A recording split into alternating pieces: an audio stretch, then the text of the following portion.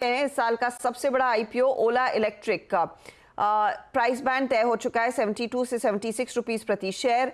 अगस्त 2 को दरअसल आईपीओ खुलता हुआ दिखाई देगा और कंपनी के फाउंडर, चेयरमैन और मैनेजिंग डायरेक्टर भाविश अग्रवाल और सीएफओ हरीश अबीचंदानी से एक्सक्लूसिव बातचीत की हमारे सहयोगी यतिन मोता ने।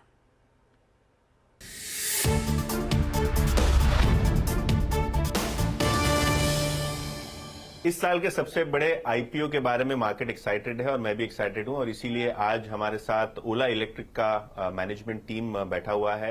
भावेश जो सीएमडी हैं और हमारे साथ हरीश जी भी हैं जो सीएफओ है कंपनी के। भावेश, बहुत बहुत धन्यवाद सीएनबीसी आवाज के साथ बातचीत करने के लिए। बहुत सारी चीजें स्पेकुलेशन इस आईपीओ के शुरू से हम देख रहे हैं। वैल्यूएशन को लेके मार्केट अपना फिगर दे रही है, आपने एक फिगर रखा है, तो अब क्या बात बन रही है वैल्यूएशन को लेके और आपको लगता है कि इस वैल्यूएशन पे आपके पास सफिशिएंट डिमांड है जिससे ये पूरा आईपीओ सेल थ्रू हो जाएगा? यतिन, पहले आपको बहुत धन्यवाद कि आप आए हमसे मिलने के लिए और जैसा आपने बोला ये बहुत एक्साइटिंग फेज है हमारे लिए भी एंड मार्केट से भी हमें बहुत अच्छी सेंटिमेंट की फीलिंग आ रही है। हमने जो आईपीओ की प्राइसिंग करी है, ये आईपीओ की प्राइसिंग हमने ये सोच समझ के करी है कि एक अग्रेसिव प्राइस हो, मतलब उसमें लोगों को अच्छा लगे प्राइस, क्योंकि हम चाहते हैं, क्योंकि ये इंडिया स्टोरी है। This is an Indian manufacturing story, Indian EV story, new age company, new age product manufacturing. तो हम चाहते हैं कि पूरा जो इंडिया का मार्केट है, पब्लिक मार्केट है, रिटेल इन्वेस्टर है, वो हमारे साथ इस स्टोरी में जुड़े। इसलिए हम इस स्टोरी को जल्दी लेके आए हैं। ये कंपनी को 4-5 साल पहले शुरू हुई थी, तो मैं 4-5 साल में ही हम इसको पब्लिक मार्केट्स में ला रहे हैं और हमने बहुत अच्छी ग्रोथ देखी है। आपको हमारे नंबर्स में दिख रहा होगा, FY23 से FY24 में 90% हमारा रेवेन्यू ग्रो हुआ है। तो इसको हम मार्केट ला रहे हैं, मार्केट में इसका प्राइसिंग एक अग्रेसिव प्राइसिंग रख रहे हैं ताकि सारे इन्वेस्टर्स को एक्साइटमेंट मिले और ये जो इंडिया का इन्वेस्टर है, इंस्टीट्यूशनल हो या रिटेल हो या HNI हो, सब इस स्टोरी में हमारे साथ जुड़े और हम साथ मिलके पूरा ईवी इकोसिस्टम बनाएं। जी भावेश, आपने कहा कि एक 90% रेवेन्यू ग्रोथ आपने किया, लेकिन एक सवाल जो एक टिपिकल रिटेल इन्वेस्टर के मन में होता है, किसी भी इन्वेस्टर के मन में होता है कि पाथ टू प्रॉफिटेबिलिटी कैसे रहेगी। पिछले जितने भी न्यू एज कंपनीज, जैसे हम कहते हैं कि वो न्यू एज कंपनी जब लिस्ट हुई हैं, तब जब लिस्टिंग हुई थी तब थोड़ा बहुत इन्वेस्टर्स को डिसअपॉइंटमेंट हुआ था नंबर्स को लेके, एंड देन जैसे ही पाथ टू प्रॉफिटेबिलिटी एस्टैब्लिश होती है तब इन्वेस्टर्स को अच्छा रिवॉर्ड मिलता है। तो पाथ टू प्रॉफिटेबिलिटी के बारे में बताइए, कैसे आपकी जर्नी रहेगी। मैं हरीश से भी इसके बारे में सवाल पूछूंगा, लेकिन आपके इनिशियल व्यूज जानना चाहूंगा। देखिए, अगेन अगर मैं आपके व्यूअर्स को बुक की तरफ पॉइंट करूंगा तो आप FY22, 23 एंड 24 का जो हमारा डेटा देखेंगे, हमारा रेवेन्यू ग्रोथ हुआ है काफी। FY22 से 23 में 6x, 23 से 24 में 90% जी, एंड साथ के साथ जो EBITDA परसेंटेज है वो इम्प्रूव होता गया है। तो FY24 में ओवर FY23 आई थिंक -43 से -19 तक आ गया है। सो मैन्युफैक्चरिंग में ना बिजनेस मॉडल ऐसा होता है कि जैसे आपका रेवेन्यू ग्रो करता है, करेक्ट, आपकी कॉस्ट उसके साथ ग्रो नहीं करती। कॉस्ट फिक्स कॉस्ट होती है और रेवेन्यू से काफी ऑपरेटिंग लेवरेज मिलता है जी।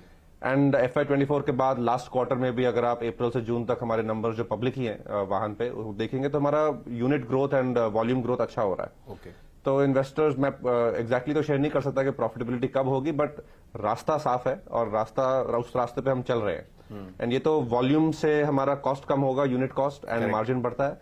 देन इसके बियॉन्ड हमारी जो स्ट्रेटेजी रही है कि हम R&D इन हाउस करेंगे, करेक्ट, एंड हम वर्टिकल इंटीग्रेशन करेंगे कोर कंपोनेंट्स का, मैन्युफैक्चरिंग कंपोनेंट्स का। उससे भी हमारे को काफी बेनिफिट मिल रहा है इन मार्जिन एक्सपेंशन। जैसे one of the most important component जो आने वाले हैं, जो हम कर रहे हैं, वो है सेल। करेक्ट, ईवी का हार्ट होता है सेल। जैसे आइस में हार्ट था इंजन, ईवी का हार्ट है सेल। करेक्ट, एंड हमने अपनी गीगा फैक्ट्री लगाई है जिसमें लिथियम सेल बनते हैं। हमें गवर्नमेंट से 20 गीगावाट आवर की हाईएस्ट एलोकेशन मिली है PLI में जी। एंड हमारा लिथियम सेल हमारे ही गाड़ी में अगले साल आएगा एंड उससे फर्दर मार्जिन एक्सपेंशन होगा, क्योंकि सबसे बड़ा कॉस्ट गाड़ी में होता है सेल का। करेक्ट, एंड जब वो हम लोकलाइज कर लेंगे इंडिया में अपनी फैक्ट्री में तो फर्दर उसका कॉस्ट रिड्यूस होगा।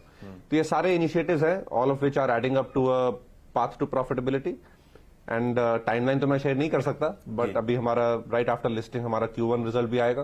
ओके, वो भी इन्वेस्टर्स देखेंगे। क्या आपकी नई बाइक जो आप लॉन्च कर रहे हैं 15 अगस्त को, उससे भी दबदबा हो जाएगा मार्केट में? आप देखिए, बाइक तो हमने लास्ट ईयर अनाउंस की थी। बाइक में बहुत इंटरेस्ट है लोगों का। बाइक में ना एक यूथ की एक अलग पल्स होती है, एंड मुझे भी बहुत पसंद है बाइक्स पर्सनली। तो इस 15 अगस्त को भी हम मेजर अनाउंसमेंट्स करेंगे, तो वो आई होप लोग देखेंगे। And bikes will be the next growth story for EVs and हम पूरे रेडी हैं उसके लिए। तो लिस्टिंग के दिन बाइक देखने मिलेगी या 15 अगस्त को ही देखने मिलेगी?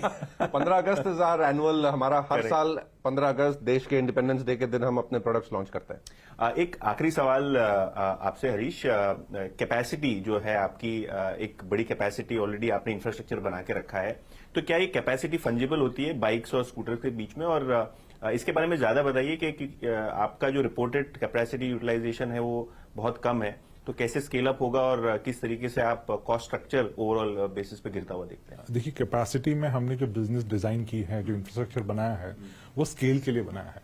हमारी जो टू व्हीलर फैक्ट्री है उसकी टोटल कैपेसिटी आज 4 मिलियन के लिए, जो शेल है, जो यूटिलिटीज है, जो बिल्डिंग है, वो सब 4 मिलियन तक की रेडी है। इंस्टॉल कैपेसिटी 1 मिलियन है और ये कैपेसिटी एंटायरली फंजिबल है। आप स्कूटर बनाइए, आप बाइक बनाइए और कुछ बनाइए, ये सेम फैक्ट्री में और प्रैक्टिकली सेम एनवायरनमेंट में बनता है। तो कैपेसिटी के लिए हम ग्रोथ के लिए तैयार हैं और हम कैपेसिटी के लिए इनसे पहले हमने अपफ्रंट इन्वेस्टमेंट कर दिया है। एक्चुअली ये आगे चलकर तो इस ऑपरेटिंग लेवरेज से उसको फायदा ही होगा हमको। और मैं ऑल द बेस्ट कहूंगा आपसे, बिकॉज मार्केट बहुत एक्साइटेड है। तो होप आप एक रिकॉर्ड बनाएं सब्सक्रिप्शन में, और सीएमबीसी आवाज के साथ बातचीत करने के लिए बहुत बहुत thank you Yatin. Thank you. Thank you.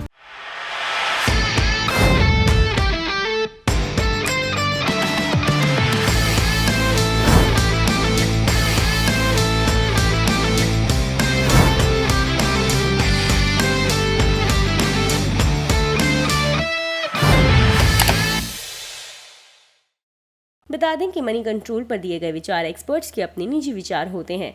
Website या मैनेजमेंट इसके लिए उत्तरदायी नहीं है।